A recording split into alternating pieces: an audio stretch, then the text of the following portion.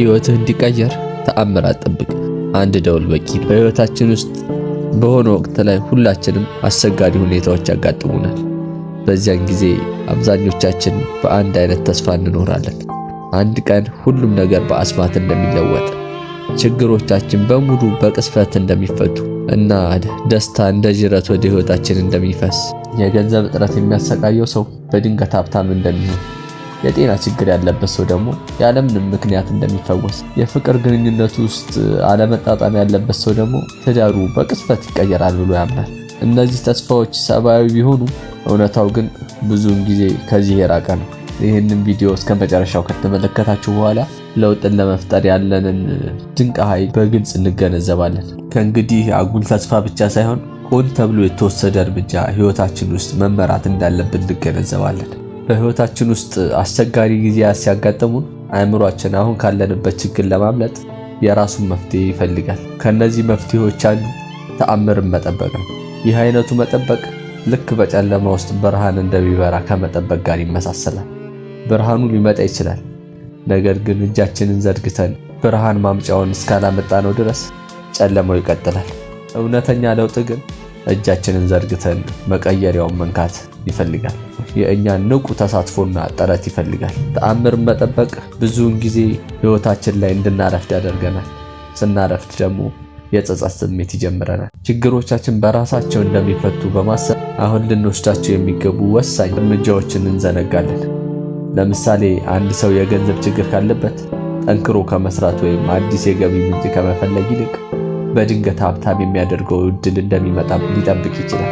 ይህ አይነቱ መጠበቅ ጊዜን ከማባከን ባለፈ ችግሩን የበለጠ ያባብሰዋል። በተጨማሪም ተአምራዊ ህይወትን መጠበቅ በውጫዊ ሁኔታዎች ላይ ጥገኛ እንድንሆን ያደርገናል። ደስታችንንና መሻሻላችንን በሌሎች ሰዎች ላይ ባልታወቁ ክስተቶች ላይ እንጥላለን። ታዲያ ይህ አይነቱ አካሄድ የኋላ ኋላ ተስፋ መቁረጥና ተስፋ ቢስነትን ያመጣል። እውነተኛው ኃይል ግን በውስጣችን ነው። ለውጥን ለመፍጠርና የራሳችንን እድል ለመወሰን ችሎታው ያለው ራሳችን ውስጥ ነው።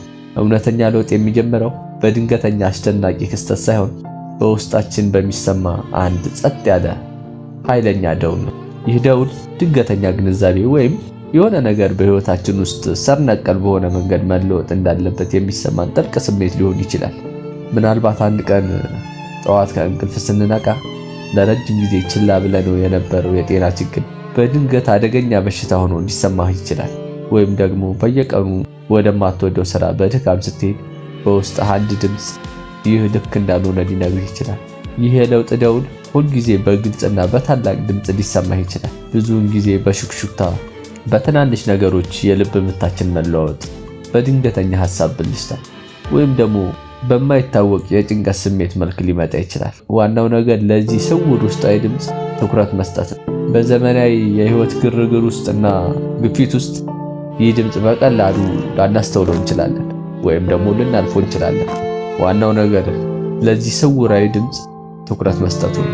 የሁል ጊዜ ጭንቀታችንን ለመርሳት ቴሌቪዥን በመመልከት ሰዓታችንን ልናሳልፍ እንችላለን። በማህበራዊ ሚዲያ ማለቂያ በሌለው መልእክት ልንዋኝ እንችላለን። ወይም ሌሎች ትኩረትን የሚሰጡ ነገሮችን በማድረግ ይህንን ድምፅ ልናዳክመው እንችላለን። ስለዚህ ነገሮች ላይ ያለን አመለካከት ቀይር። የለውጥ ደውል በውስጣችን በጸጥታ ሲሰማ ዋናው ነገር ችላ ማለት ወይም ምክንያታዊ በሆነ ማስተባበያ ማለፍ አይደለም። ይህ ዛሬ ላይ አክሽን እንድንወስድ የሚያሳየን ወሳኝ መልእክት ነው። እነዚህ ድምጾች በማንኛውም ጊዜ ሊሰሙ ይችላሉ፣ ምናልባት አንተ ችላ ብለህ ካላለፍካቸው በስተቀር። ይህንን ድምፅ ከሰማ በኋላ ልትወስዳቸው የሚገቡ አስፈላጊ እርምጃዎችን የተወሰኑ ነጥቦችን ላንሳል። በጥሞና አዳምጣቸው። ጸጥ ወዳለ ቦታ ሄደህ ለጥቂት ጊዜ ራስህን አረጋጋ። ውስጣዊ ድምፅህን ለማዳመጥ ሞክር። በህይወት ውስጥ ምን መለወጥ እንዳለበት በግልጽ ለመረዳት ሞክር። ይህንን ለማድረግ በጸጥታ መቀመጥ አለብህ። ማሰላሰልን መሞከር ወይም በቀላሉ ስለ ስሜቶችህ እና ሐሳቦችህ በሐቀኝነት ማሰብ ሊረዳህ ይችላል። ሁለተኛ የሚሆነው እውነቱን ተቀበል። የለውጡን አስፈላጊነት ከተገነዘብክ በኋላ ያጋጠመህን እውነታ ለመቀበል ድፍረት ይኑር። ሁኔታውን ማስተባበል፣ ምክንያቶችን መደርደር ወይም ለሌላ ጊዜ ማስተላለፍ የለብህም። ለውጥ ሁል ጊዜ ምቹ ጊዜ ባይሆንም ወደ ተሻለ ህይወት የሚወስድ መንገድ ነው እና እጅግ አስፈላጊ እርምጃ ዛሬውኑ መቀበል አለብህ። ሌላው የሚሆነው እቅድ ማውጣት አለብህ። ለውጥን እንዴት መጀመር እንደምትችል ዝርዝርና ተግባራዊ እቅድ አውጣ። ትንሽ በቀላሉ ሊደረስባቸው የሚችሉና ተጨባጭ ግቦችን በመንደፍ ዛሬውኑ ጀምር። ለምሳሌ የገንዘብ ሁኔታህን ለመለወጥ ከፈለክ ወጪህን መከታተልና በጀት ማውጣት የመጀመሪያ እቅድህ ሊሆን ይገባል። ጤናህን ለማሻሻል ከፈለክ ደግሞ በየቀኑ ለተወሰነ ጊዜ የእግር ጉዞ በማድረግ ጤናማ ምግቦችን በመመገብ ስፖርትን በመስራት ዛሬውኑ ልትጀምር ትችላለህ።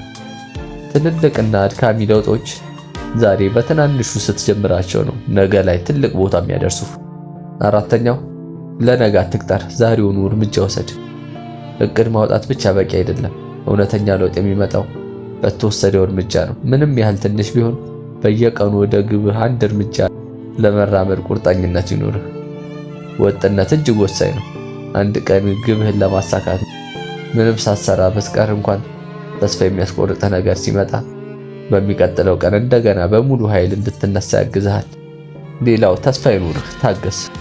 እውነተኛና ዘላቂ ለውጥ ጊዜን ይፈልጋል።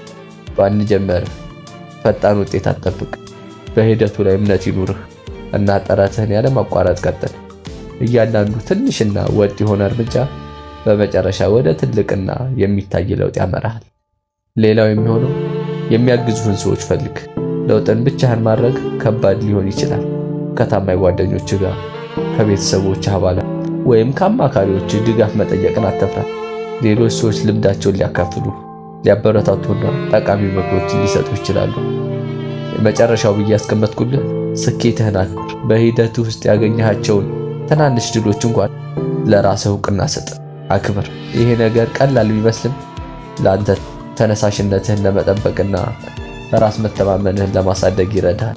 እና ለዛሬ ያዘጋጀሁልህ ቪዲዮ ይህን ይመስላል። ሰብስክራይብ ካላረክ ሰብስክራይብ አድርግ። ላይክ ማድረጉ ደግሞ እኔን ያበረታታኛል።